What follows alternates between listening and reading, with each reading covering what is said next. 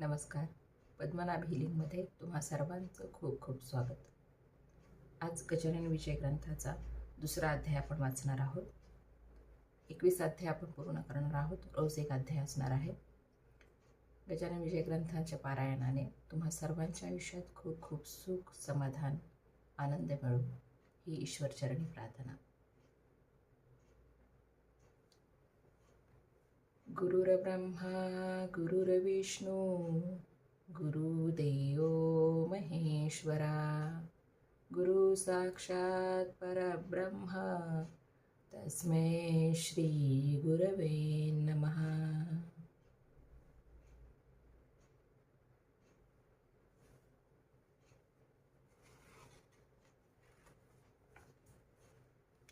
श्री गजानन विजय ग्रंथ अध्याय दुसरा. श्री गजानन महाराज बंकटलालाच्या घरी. श्री गणेशाय नमः. जय जय अजय अजिता सर्वेश्वरा, हे चंद्रभागतट विहारा, पूर्ण ब्रह्म रुक्मिणीवरा, दीनबंधू पाही माम. तुझ्या वशिला वाचून अवघेच देवा आहे क्षीण, कुडी माझी नसला प्राण कोण विचारी मढ्याते. सरोवराची दिव्य शोभा तोयामुळे पद्मनाभा, रसभरीत आतला गाभा टरफला ते महत्व आणि. तुझी कृपा त्याच परी शरणागतांते समर्थ करी, पाप ताप दैन्यवारी हेच आहे मागणी. मागले अध्यायी झाले कथन, समर्थ गेले निघून, तेने बंकटलाला लागून हुरहुर वाटू लागली. गोड न लागे अन्न पाणे समर्थांचा ध्यास मनी, न हाले दृष्टीपासोनी गजाननाचे रूप ते. जिकडे पहावे तिकडे भास होऊ लागला त्यांचा खास, याचे नाव होते श्रोते ध्यास उग्या नसती पूरचेष्टा. चुकलेल्या धेनूची वत्स शुद्धी करी साची, तैसी बंकटलालाची स्थिती झाली विबुध हो. हे हितगुज सांगावया जागा नव्हती कोठे थया, वडिलापासी बोलावया छाती त्याची होईना. अशा रीती चित्ती भले विचारांचे काहूर झाले, शेगाव अवघे धुंडाळिले परीन पत्ता लागला. घरी येता वडील पुस्ती भवानी राम सन्मती, बाळा तुझी आज वृत्ती कारे झाली चंचळ. चित्ती उत्साह दिसेना वदनी दिसे लहानपणा, ऐशा असह्य यातना होती कशाच्या सांग मज.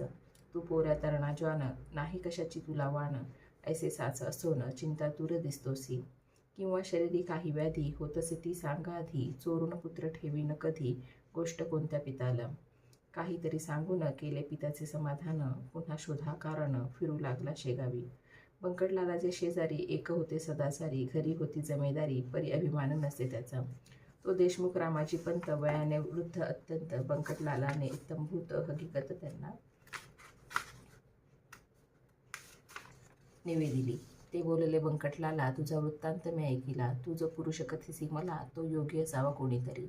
योग्या वाचून ऐशा क्रिया मिळती न कोठे पहावया, पूर्व सुकृत वाचून या होणे न दर्शनाशांचे.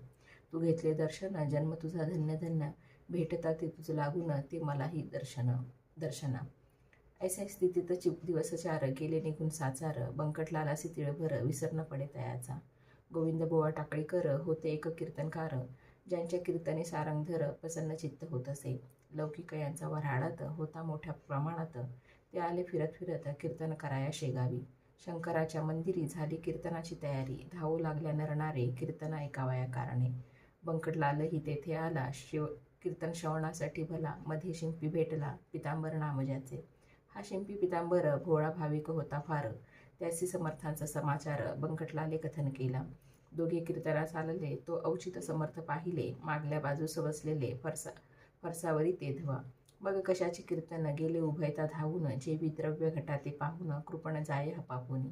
वा चातकाचे स्वातिघन वा मोरासी मेघदर्शन, किंवा तो रोहिणी रमण चकोर पाहता आनंदे. तैसे उभयतांचे झाले, दूर उभे राहिले विनयाने बोलू लागले, काही आणू का खावया. महाराज बोलले त्यावरी, तुला गरज असेल जरी आण झुणका भाकरी माळणीच्या सदनातून. बंकटलाले सत्वरी चून अर्धी भाकरी आणून ठेवली हातावरी तया योगेश्वराच्या. चून भाकरी खात खात वदले पितांबराचे समर्थ, जाऊन एवढ्या प्रत तुंबा भरूने आण पाणी. पितांबर बोले, गुरुराया ओढ्यास पाणी अल्प सदया, पाण्यात तुंबा बुडवावया मुळी नाही अवसर. इतके असून ते पाणी खराब केले गुरांनी, तेवी जाणाऱ्या येणाऱ्यांनी नाही पिण्याच्या योग्य ते. मजे असल्या दुसरीकडून पाणी आणि तो तुंबा भरून तै बोलले गजानन, दुसरे पाणी आम्हा नको. नाण्याचेच आणपाणीत आत तुंबा बुडवूनी उगीच ओंजळी ओंजळींनी तुंब्यात पाणी भरू नको. तुंबा घेऊन पितांबर तात्काळ गेला नाल्यावर. तुंबा भरला ऐसे नीर कोठेन त्याने पाहिले. तळवे पदाचे भिजतील इतकेच तेथे होते जल. करून हातांची ओंजळ तुंब्यात पाणी भरणे नसे. ऐसी झाली आड विहीर चिंतावला पितांबर. हिया करून अखेर तुंबे स्पर्श केला जला. तो ऐसे झाला अघटित तुंबा ठेवता ठेव जेथ जेथ तो बुडे तेथ तेथ खळगा पडून ओढ्याला. नाल्याचे घाणाची वण तुंब्यात स्फटिका समान. आले तैसे पाहून शिंपी चित्ती चकित झाला. तो म्हणे ही ऐसी स्थिती की आज झाली निश्चिती. ती योगेश्वरांची साच शक्ती संशय इथे धरणे नको. तुंबा आणून ठेविला योगेश्वरांचे सान्निध्याला. त्याचा समर्थ स्वीकार केला. जुळका भाकर सेविला वर. बंकटलालासी सुपारी मागते झाले साक्षात्कारी. अरे माळिनीची भाकरी बरी माझी सेवा करतोस का? काढ सुपारी खिशातून फोडून देई मज कारण. ते ऐकता समाधान बंकटलालास झाले बहु. सुपारीच्या बरोबरी 2 पैसे हातावरी ठेविता झाला व्याघ्रांबरी. दुधडी तांब्याचे खडकू दुधडी व्याघ्रांबरी. ही मुसलमानी नाणी सारी चालत होती व्यवहारी. तया वऱ्हाडा प्रांतात पैशाप्रती पाहून महाराज बोलले हसून. काय व्यापारी समजून मजला तू हे अर्पिसी. हे नाणे तुमचे व्यवहारी मला न त्याची जरुरी. भावभक्ती नाण्यावरी संतुष्ट मी राहत असे. ते तुझ्याजवळ होते म्हणून भेटलो पुन्हा तू ते. याचा विचार चित्तात ते करी म्हणजे कळेल. जात आणि कीर्तन दोघे जाऊन करा श्रवण. मी लिंबापाशी बैसून कथा त्याची ऐकतो. दोघे कीर्तनाप्रती आले. महाराज लिंबापाशी बैसले. गोविंदबुवांचे सुरू झाले आरंभीचे निरूपण. निरूपणासी भागवताचा घेतला होता एकसाचा श्लोक 11 स्कंधाचा हंस गीतामधील. बुवांनी पूर्वार्धाविषद केले. त्याचा उत्तरार्ध समर्थ वदले. ते ऐकून घुटळाले गोविंदबुवा मनात. हा उत्तरार्ध वदणारा पुरुष अधिकारी दिसतो खरा. जा त्या घेऊन मंदिरा या हो कीर्तन श्रवणास. बंकटलाल पितांबर आणिक मंडळी निघाली इतर. समर्थांसी साचार कीर्तनासी आणावया. केली विनंती अवघ्यांनी श्रोते अति विनयांनी. परी बसल्या जागेपासून मुळीनं हलले महाराज हलले हो. गोविंदबुवा अखेर येऊन जोडीते झाले कर. कृपा करावी एक वार चला शिवाच्या मंदिरी. तुम्ही साक्षात शंकर बरे न बसणे बाहेर. धन्या वाचून मंदिर शून्य साच समर्था. पूर्वजन्मीचे पुण्य भले माझे आज उदेले. म्हणून हे दृष्टी पडले साक्षात चरण शिवाची. कीर्तनाची फलप्राप्ती झाली आज मजप्रती. वेळ न करा गुरुमूर्ती चला मंदिरी माझ्या सवे. ऐसे गोविंदबुवा बोलता समर्थ वदले तत्वता. ठेवी एक वाक्यता भाषणी गोविंदा लव मात्र. तू इतक्यात प्रतिपादिले अवघे ईश्वरे व्यापिले. आत बाहेर काही न उरले मग हा ऐसा हट्ट का? जे जे जयाने सांगावे ते ते त्याने आचरावे. शब्द छलाशी न करावे साधकाने केव्हाही.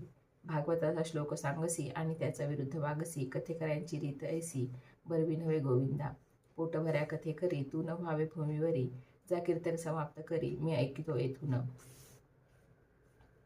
बुवा कीर्तनी परत आले. गरजून अवघ्या बोलिले. तुमच्या शेगावी अमोल आले. रत्न हे त्या सांभाळा.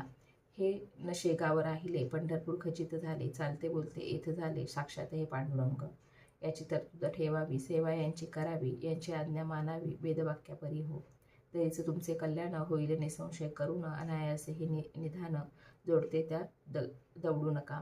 कीर्तन अवघे सांग झाले. लोक आपुल्या घरा गेले. बंकटलाल घरी आले. चित्ती हर्ष माईना.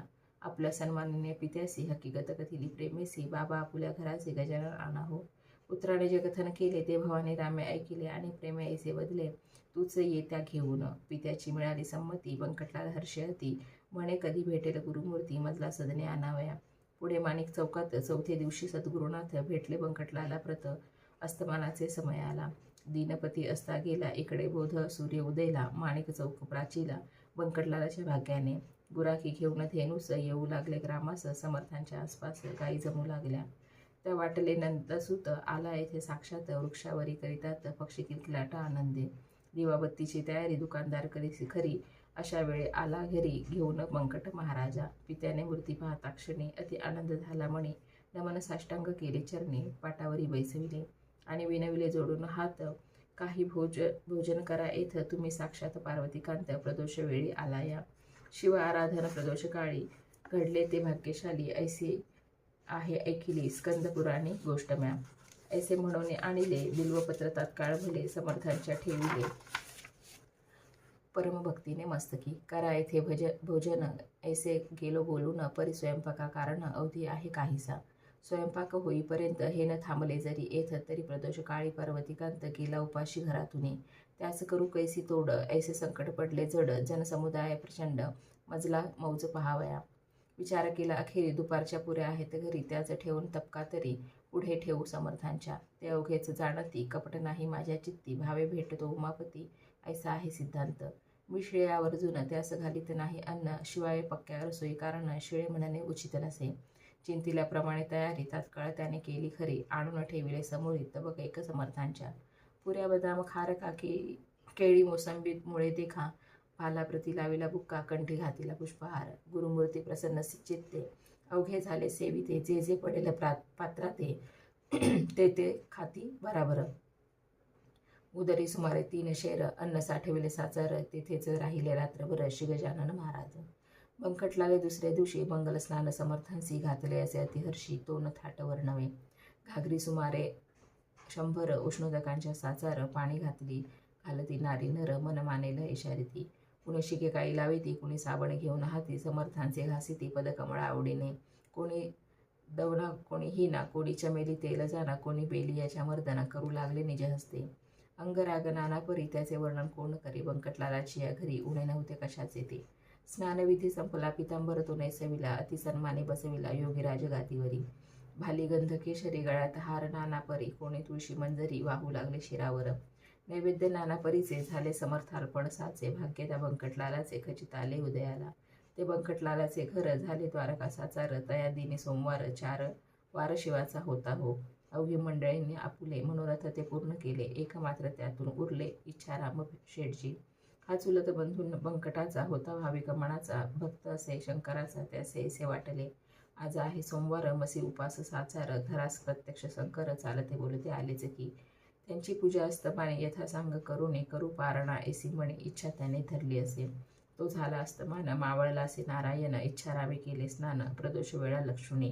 पूजा साहित्य घेऊन साधू जे का गजानन त्यांचे केले पूजन परमप्रेमे करोनी. आणि विनंती केली वरी झाले आहे दुपारी आपुले ते भोजन जरी परी आता काही खावे. आपण जेवल्या वाचून मी नाही घेणारा अन्न आहे मजला उपोषण सोमवारचे गुरुराया. अवघ्या भक्तांचा हेत पुरला माझा मात्र राहिला तो पाहिजे पुरविला तुम्ही कृपा करून.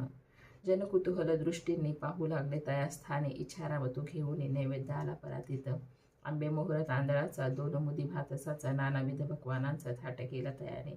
जिलेबी राघवदास मोतीचूर करंजा अनावर रसे घिवर शाखांचे नाना प्रकार वर्णन करावे कोठवरी. अगणित चटण्या कोथंबिरी वाडगा दह्याचा शेजारी तुपाची ती वाटी खरी ओदनाच्या सभव्य भागा. 4 मनुष्यांचे अन्न ऐसा नैवेद्य परिपूर्ण समर्थांपुढे आणून ठेवला इच्छारामाने. पाहून त्या नैवेद्यासी महाराज बोलले आपणासी खातो खातो अहर्निसी ऐसे बोलसी गणप्या. खा हे आता अवघे अन्न अघोऱ्यानं करे अवमान पाहो आले अवघे जन तुझ्या अघोर वृत्तीला. महाराज भोजना बैसले अन्न अवघे पार केले पात्रीनं काही ठेविले मीठ लिंबू तेही पहा. आग्रहाचा प्रकार काय होतो अखेर हे दावण्या साचार कौतुक केले गुरुवरे. खणानून उलटी झाली खाल्ल्या अन्नाची ती भली ऐसीच गोष्ट होती केली श्री रामदासे एकदा. खिरीची झाली वासना रामदासांची या मना तिची खोड मोडण्या जाना अखंड खीर प्याले ती. उलटी होता परत ती भक्षू लागले सद्गुरुनाथ श्री रामदास स्वामी समर्थ वासनेसी जिंकावया. तैसे लोकाग्रहाला घालावयासी घालावयाशी शीघ्र आळा हा उलटीचा प्रकार केला अंगी बळ असूनिया. सत्पुरुषांचे आचरण पुढील पिढीला साधन होते करावया संरक्षण निसर्गाचे धर्माचे. तेच समर्थ येथे केले लोकालागी सुचविले आग्रह करणे न चांगले तो विपरीत फळ देई. असो उलटी झाल्यावरी जागा केली साफसारी नेऊन बैसविले पहिल्यापरी स्नान घालवण महाराजा. नरनारी दर्शन घेती महाराजांची आनंद वृत्ती तो भजन करण्याप्रती दिंड्या आल्या दूर तेथे. आवाज त्यांचे सुस्वर खडे पहाडी मनोहर विठ्ठलाचा नामगजर करू लागले आवडीने. इकडे महाराजा आसनी होते ते वदले भजने होते ते वदले वदनी भजनाची या मिशांनी. गणगणगणात बोते हेच सर्वदा त्यांचे भजन करीती चिटक्या वाजून ऐसा झाला आनंद जाण. रात्रभरी ते ठाया गणगण हे त्यांचे भजन हमेशा चाले म्हणून लोकांनी दिल्या विमान. गजानन हे तयाला जे स्वयंमेव ब्रह्म झाला नावरूप कोठून त्याला नामरूपाला गलबला. प्रकृतीच्या आश्रयाला असती भाती प्रिया ठाई, योगेश्वर निमग्न राही, त्या आनंदानं वर्णवे काही. त्याची उपमा त्यालाच असे, आषाढीसी पंढरपूर, वा सिंहस्ती गोदातीर, वा कुंभमेळ्यासी साचार. गर्दी होते हरिद्वारी, त्या परिशे गावात, बंकटलालाच्या घरात, लांब लांबून असंख्यात जने येती दर्शना. स्वामी समर्थ गजानन हेच विठ्ठल नारायण, निश्चय विटेस ठेवून पाय उभे राहिले. त्यांचे वचन गोदातीर, आनंद हा हरिद्वार, गजबजले शेगाव नगर, सदर रावळ बंकटाचे. जो ब्रह्मपदा पोचला, जात कोठून उरली त्याला, सूर्याची या प्रकाशाला अवघेच आहे सारखे. नित्ययात्रा नवी येई, समाराधना होती पाही, त्यात ते वर्णिता शेषही, थकून जाईल निसंशय तेथ माझा पाड कोण, मी कटका समान. अवघे वदे गजानन, निमित्त करून माझ्या मुखा, समर्थांची दिनचर्या सांगतो थोडी या ठाया. अगद त्यांची चरित्र गाया, मज पामरामधी नसे. कधी करावे मंगल स्नान, कधी हाळात जाऊन, कधी कधी प्राशन करावे गढूळ जलांचे. त्यांच्या दिनचर्येचा नियम नव्हता एकसाचा, प्रकार वायूचा गतीचा, नये करविता कोणासी. चिलमीवरी प्रेम भारी, ती लागे वरच्यावरी, नव्हती आसक्ती तिच्यावरी, ते केवळ कौतुक. असो आता पुढील अध्याया, भाव ठेवा ऐकावया, आली पर्वणी साधावया, वेळ करू नका हो. ही श्री गजानन चरित्र, आदर्श हो भाविका प्रत, हेच विनवी जोडून हात, दासगणू ईशाते, श्रीहरी अर्पणमस्तु, शुभं भवतु. इति श्री द्वितीयोध्यायः समाप्तः. इति श्री गजानन विजय ग्रंथस्य द्वितीयोध्यायः समाप्तः.